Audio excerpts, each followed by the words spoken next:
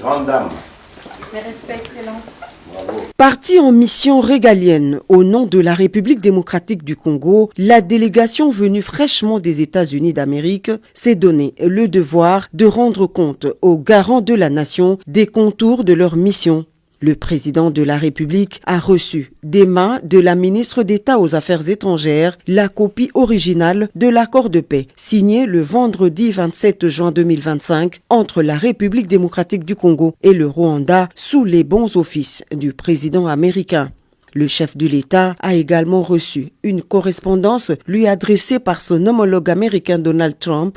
La ministre d'État aux Affaires étrangères revient sur le processus ayant conduit à la signature de cet accord. Nous avons eu l'honneur de lui remettre à main propre l'original de l'accord de paix qui a été signé le 27 juin à Washington DC au département d'État, ainsi que la correspondance qui lui a été adressée par son homologue américain.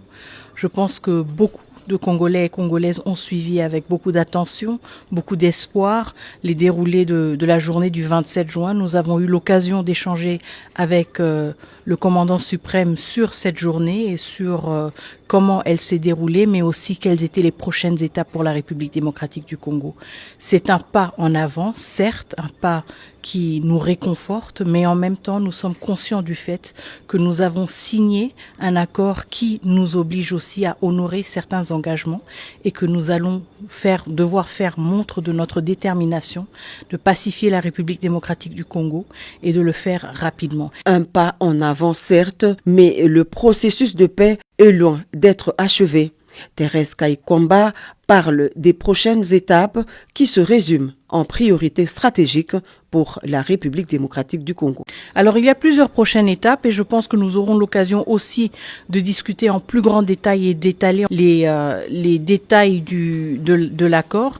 Un aspect critique, ce sont les mécanismes différents qui sont mis en place et prévus par cet accord pour s'assurer du suivi de l'exécution de l'accord. Et pour nous, ce sera évidemment une priorité de voir comment rapidement du côté de la RDC, nous mettons en place notre équipe qui va assurer le suivi de la mise en œuvre. Le chef de l'État s'est dit fier du travail abattu par l'équipe congolaise mandatée à Washington. L'impact de cette mission pourrait bien résonner au-delà des frontières de la RDC.